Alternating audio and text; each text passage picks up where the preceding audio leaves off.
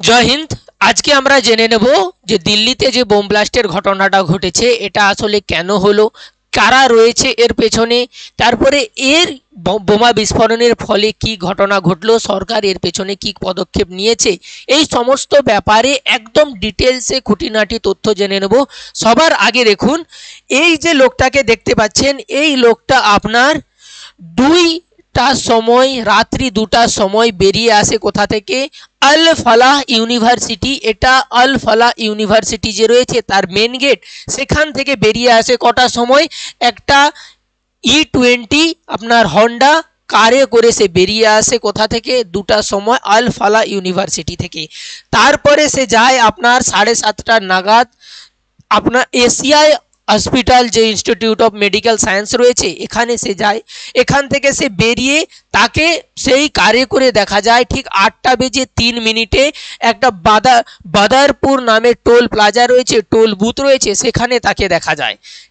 ঠিক আছে, এখানে যখন তাকে দেখা যায় তার স্থিতি ঠিক এইরকম করে আপনার এতে করেছিল, তার হরিয়ানার গাড়ি, হরিয়ানার আপনার যে মেডিকেল সায়েন্স হাসপাতাল রয়েছে সেখান থেকে সে বেরিয়ে আসছিল হরিয়ানার গাড়ি, আর এই বাইকে করে তাকে দেখা যায় কটার সময় না, ঠিক সে আপনার এতে বুথে এসে পৌঁছয়।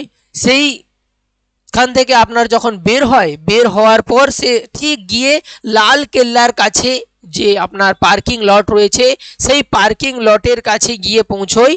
11 ঘন্টা পরে ঠিক 3:19 সেখানে গিয়ে কোথায় পৌঁছয় না, রেড ফোর্ট পার্কিং লট, এটা যে রয়েছে আপনার রেড ফোর্ট পার্কিং লট, এখানে গিয়ে পৌঁছয়। ঠিক আছে, আমি একে এই দিকে একটু ভালো করে জেনে নেব কি কিভাবে এই ঘটনাটা ঘটলো, কোথায় নিয়ে গিয়ে রাখছিল, কোন সময়। ঠিক আছে, 6:25 সে গিয়ে আপনার রেড এখান থেকে ছেড়ে গিয়ে সে 6:25 আবার সেই কারে গিয়ে বসে। 3:19 সে এখানে গিয়ে কারটাকে রেখে দেয়, সে আবার গিয়ে ঢোকে কটায় না 6:25 সে আবার কারটাকে নেয়। কার নিয়ে ঠিক সে এই রাস্তাটা হয়ে, এখান দিয়ে রাস্তাটা হয়ে নেতাজি সুভাষচন্দ্র মার্গ হয়ে ঠিক এইখানে ইউটার্ন নিয়ে সে আবার এসে কোথায় পৌঁছয় না, এখানে রয়েছে আপনার লাল কেল্লা। এই যে স্থানটা রয়েছে লাল কেল্লার এটা 1 নম্বর গেট। ঠিক 1 নম্বর গেটের সামনে এখানে এসে সে বোমাটা বিস্ফোরণ করে। ঠিক আছে, এই ঘটনার ফলে আমাদের যে নিউজ চ্যানেলগুলো রয়েছে সমস্ত নিউজ চ্যানেলে সেই একই ঘটনা ঘটতে দেখা যায়। সবাই যে আপনার ভারতের নিউজ চ্যানেল রয়েছে সব জায়গায় একই ঘটনা। এটা আপনারা দেখতে পাচ্ছেন, যখন আপনার বোমা বিস্ফোরণ হলো সেই সময় দুজন রয়েছে, তারা আপনার ভিডিও ক্লিপটা বানাচ্ছিল। সেই ভিডিও ক্লিপ করার সময় এই রকম দৃশ্য আমরা দেখতে পাচ্ছি, লোকজন যে রয়েছে একদম ভয়ে এক জায়গা থেকে অন্য জায়গায় নিজের প্রাণ বাঁচানোর জন্য চেষ্টা করছে, এই রকম অবস্থার সৃষ্টি হয়েছিল। ঠিক আছে, এই রকম যখন অবস্থার সৃষ্টি হলো তখন আপনার অন্যান্য যত চ্যানেল রয়েছে এবং আপনার যে ঘটনাটা ঘটলো, ঘটনা ঘটার পরে সব জায়গায় আপনার এর যত ভিডিও ছিল সমস্ত ভিডিও আপনার চলতে থাকে। এই বোমা বিস্ফোরণের ফলে আশেপাশে যত বাইক ছিল, গাড়ি ছিল, কার ছিল, আর সাথে সাথে অটো যেগুলো ছিল সবে এরকম করে আগুন লেগে যায়। আপনারা দেখতে পাচ্ছেন এইভাবে পুরো একদম যত আশেপাশে জায়গা ছিল সব আগুনে জ্বলে যেতে থাকে, আর লোকজন নিজেকে বাঁচানোর জন্য চলে আপনার এক জায়গা থেকে অন্য জায়গায় চলে যায়। বাকি আশেপাশে যে চাঁদনি মার্কেট রয়েছে, চাঁদনি মার্কেটের পাশে যত লোক ছিল তারা এই পরিস্থিতি দেখে সেখান থেকে ছুটে আসে, আর এখানে এসে যত লোক রয়েছে আপনার পীড়িত লোক রয়েছে তাদের বাঁচানোর চেষ্টা করে। তারপরে আপনার অগ্নিশামক বাহিনী আসে আপনার আগুন নেভানোর জন্য। আগুন নেভানোর পর পরিস্থিতি ঠিক এই রকম, খুবই বিকট পরিস্থিতি আপনার দেখা যায়। ঠিক আছে, আমরা এখানে দেখতে পাচ্ছি লোকজন যে রয়েছে আপনার খুবই বিকট পরিস্থিতি রয়েছে, অ্যাম্বুলেন্স রয়েছে। ঠিক এই রকম বিকট পরিস্থিতির সৃষ্টি হয় আমাদের ভারতে। ঠিক দিল্লি যে আমাদের রয়েছে লাল কেল্লা, সেই লাল কেল্লার পাশে এই রকম স্থিতি দেখা দেয়। ঠিক আছে, এরকম স্থিতি যখন দেখা দিল তখন ভারতের যত মিডিয়া চ্যানেল রয়েছে সব জায়গায় এই একই খবর প্রচারিত হতে থাকে। আমরা যদি দেখি কি এই যে আপনার ব্লাস্টটা ঘটেছিল, এই ব্লাস্ট যারা ওখানে আশেপাশে লোক ছিল তাদের কথা অনুযায়ী আমরা যদি দেখি, যেখানে এই ব্লাস্টটা হয়েছিল ঠিক এখানে আপনার 1 নম্বর গেট রয়েছে, এটা রেড ফোর্ট মানে লালকেল্লা, লালকেল্লার পাশে যে জায়গাটা রয়েছে এখানে আপনার যেখানে ব্লাস্ট হয়েছিল তার পুরো 2 কিলোমিটার যে রেডিয়াস রয়েছে, পুরো 2 কিলোমিটার এরিয়ায় এর আওয়াজ যায়। আর আরও যদি দেখি এর যেখান থেকে আপনার ব্লাস্টটা হয়েছে সেখান থেকে আপনার অনেক দূর পর্যন্ত গাড়ির যে আপনার ভাঙাচোরা অংশ সেগুলো অনেক দূর পর্যন্ত ছড়িয়ে পড়ে। এই পরিস্থিতি আপনার সৃষ্টি হয়েছিল ঠিক দিল্লিতে।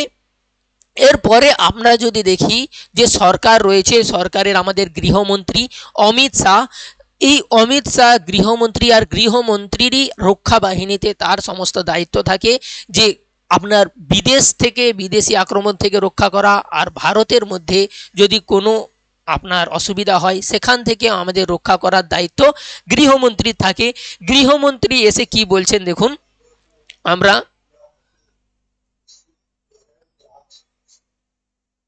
দেখুন এনার কথা হচ্ছে, অমিত শাহ আপনাকে আমি প্রণাম জানাই, আপনি যদি না থাকতেন এত বড় ঘটনা ঘটতোই না, ঠিক আছে, আপনি আছেন বলেই এত সুন্দরভাবে আমাদের এরকম করে ভারতে যে দিল্লিতে ঘটনাটা ঘটলো, আপনাদের সরকারেরই যে কাজ রয়েছে এত সুন্দর কাজ, এই কাজের আমি প্রশংসা করছি। খালি আপনার দোষ দিচ্ছি না, আমি দোষ দেবই কেন, আমি কাউকে দোষ দিচ্ছি না, দোষ হলো আমাদের, আমরা যে ভারতীয় জনতা আমরা এমন একটি পরিস্থিতিতে ফেসে রয়েছি যে কার ওপরে আমাদের রক্ষা বাহিনী দেব তা সেটা খুঁজে পাচ্ছি না। যেই জন্য অমিত শাহজি আপনার উপর আমরা দায়িত্ব দিয়েছিলাম কি আমাদেরকে রক্ষা করবেন, কিন্তু আপনার যে কাজ বাজ দেখা যাচ্ছে, আপনি কি বলছেন যাঁচ হবে। আমি একটা কথা বলতে চাই যে আপনার যদি পরিবারে যদি কারো কিছু হতো, আমি এরকম বলছি না আপনার পরিবারের কিছু হোক, কিন্তু আপনার পরিবারের যদি কারো কিছু হতো তাহলে কি আপনি বলতেন কি যাঁচ হবে, কমিটি বসবে, তারপর তার ফল আসবে, যা হবে সেই অনুযায়ী। আপনি বলছেন কি হবে না যাঁচ করছি যাঁচ করছি, যাঁচ তো হতেই থাকবে, এর আপনার বেরাবে কি হবে না হবে কেউ জানে না। দেখুন যখন ঘটনাটা ঘটলো তারপরে দিল্লির যে fire service, fire brigade team তারা এসে যায় আপনার 6:55 সময়, যত আপনার অ্যাম্বুলেন্স রয়েছে তাকে কল করে ডেকে নেওয়া হয়, আর এরা ধীরে ধীরে যে রেস্কিউ অপারেশন থাকে সেই রেস্কিউ অপারেশন করতে থাকে। তারপরে যখন বোঝা যায় এখানে একটা বিরাট বড় আপনার ব্লাস্ট হয়েছে, বোমা বিস্ফোরণ হয়েছে, এর ফলে NIA কে ডাকা হয়, আমাদের ন্যাশনাল ইনভেস্টিগেশন এজেন্সি। আপনাদের বলে দিই ন্যাশনাল ইনভেস্টিগেশন এজেন্সির কাজ হলো কোনো জায়গায় যদি সন্ত্রাসী হামলা হয়, আতঙ্কবাদী হামলা হয়, সেই জায়গায় NIA কে ডাকা হয়।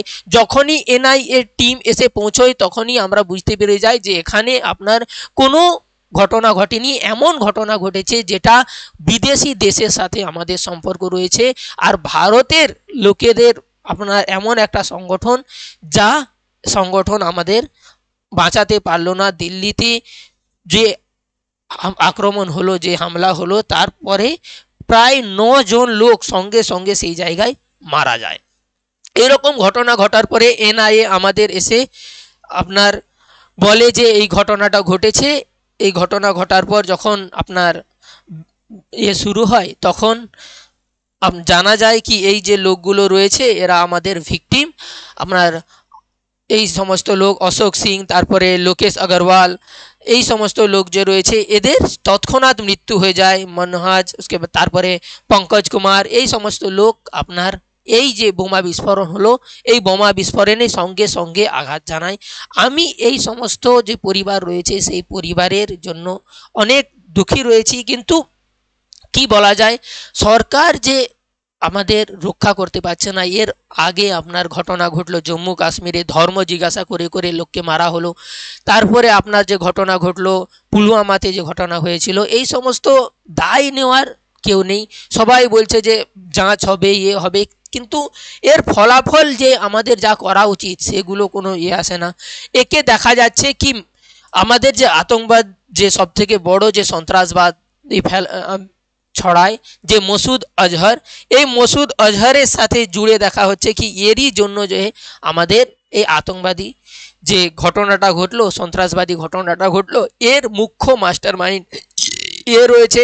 তার সাথে সাথে এই সমস্ত যে ডাক্তার, এদেরকে আপনি যে দেখতে পাচ্ছেন, এই যে মাসিটাকে দেখতে পাচ্ছেন, আপনি একজন ডাক্তার হয়ে, ডক্টর শাহিন শাহিদ একজন ডাক্তার হয়ে এই আপনার ঘটনার সাথে জড়িত রয়েছে, এত লোককে মেরে দিল এই রকম। তারপরে এই যে লোকটা রয়েছে উমর নবী, যে আপনার কার চালাচ্ছিল, আপনাকে দেখানো হলো কি কার নিয়ে এসে তার মধ্যে আপনার ছিল বোম ছিল, সেটা বিস্ফোরণ করা হলো।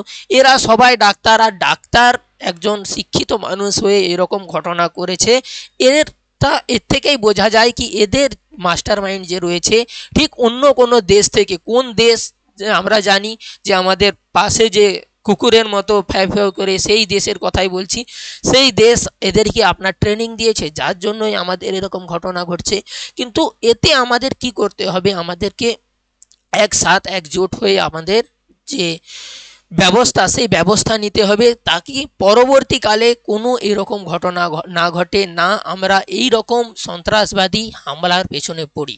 ঠিক আছে, আমাদের যে ব্যবস্থা নেওয়া উচিত, সেই ব্যবস্থার জন্য আমাদের কি করতে হবে, আমরা একজন দেশের নাগরিক হয়ে আমরা সরকারের কাছে আওয়াজ তুলতে পারি।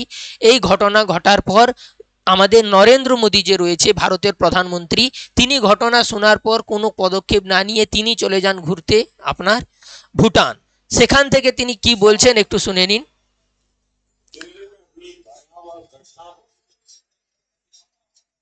सभी के मन को चकित करता है, पीड़ित परिवारों का दुख समझता। নরেন্দ্র মোদী বলছেন, আমি পীড়িত যে পরিবার রয়েছে সেই পীড়িত পরিবারের দুঃখ আমি বুঝি। হ্যাঁ, আপনাকেও নমস্কার জানাই, আপনি আমাদের যে পীড়িত পরিবার রয়েছে তার দুঃখ কষ্ট বুঝছেন। আপনি আছেন বলে আমরা এত, আপনার ভারতে আজ পর্যন্ত কোনো দাঙ্গা হামলা কিছুই হয়নি। আপনি আছেন বলে আমাদের যে ভারত রয়েছে এত সুস্থ রয়েছে। আপনি আছেন বলেই যে পুলওয়ামায় যে ঘটনাটা ঘটেছিল সেটা ঘটেনি। আপনি আছেন বলেই জম্মু কাশ্মীরে যে আমাদের মহিলাদের স্বামীদেরকে মেরে দেওয়া হলো ধর্ম জিজ্ঞাসা করে করে, আপনি আছেন বলেই হয়নি। তারপরে আপনি নয়, এর আগেও যে সমস্ত সরকার ছিল সেখানেও আমাদের এরকম ঘটনা ঘটেছে। যেমন 26/11 হামলা আমরা জানি, যে তাজ হোটেলে যে হামলা হয়েছিল, কেবল কোনো একটা সরকার নয়, যত আমাদের সরকার রয়েছে তারা সবাই এই সমস্ত হামলার রুখতে বিফল। কেবল আমরাই বলবো যে নরেন্দ্র মোদীর দোষ তা নয়, কিন্তু আমরা আশা করেছিলাম কি আপনি আমাদেরকে রক্ষা করবেন, তাই তো আপনার উপর দেওয়া হয়েছিল। কিন্তু আপনি কি বলছেন কি আমি যে সমস্ত পীড়িত পরিবার রয়েছে তার উপর আমি দুঃখ প্রকাশ করছি। আপনি কি বলছেন যে আমি যে রয়েছি যারা এরকম ঘটনা করেছে তাদের উপর আপনি অ্যাকশান নেবেন। অ্যাকশান তো নেবেন, কিন্তু কবে কখন নেবে সেটা আমরা বলতে পারছি না। অ্যাকশান কবে নেবে, কি হবে না হবে, তো এখন পরিস্থিতি যে রয়েছে, পরিস্থিতি দেখে বোঝা যাচ্ছে যে আমাদের যে বাংলাদেশ, পার্শ্ববর্তী দেশ যে রয়েছে বাংলাদেশ, সেও আমাদেরকে বলছে যে ভাই তোমরা যে ভারত রয়েছে তোমরা সাবধান হয়ে যাও, আমরা তোমার উপর আক্রমণ করব। পাকিস্তান তো প্রথম থেকেই আমাদের ওপর একদম হয়ে রয়েছে। তারপরে চীন তো আমাদের বন্ধুই নয়, একদম সবথেকে বড় শত্রু রূপে কাজ করে। এরা যে রয়েছে আমাদেরকে ঘিরে, একদম এদের থেকে বাঁচার জন্য আমাদের করতে হবে, তাদের উপরে আপনার অ্যাকশান নিতে হবে। যদি অ্যাকশান না নেওয়া হয় তাহলে আমাদের ভারতে যে বিদেশ নীতি সেটা একদম অবস্থা খারাপ হয়ে যাবে। তো নরেন্দ্র মোদী মহাশয়, আমাদের প্রধানমন্ত্রী, আপনাকে আমি হাত জোড়ো করে করছি, কোনো না কোনো একদম এমন নিন, অ্যাকশান নিন, তাতে আমাদের ভারতে পরবর্তীকালে কোনো এরকম হামলা করার, কোনো আতঙ্কবাদী, কোনো সন্ত্রাসবাদী এরকম হামলা করার সুযোগ না পায়।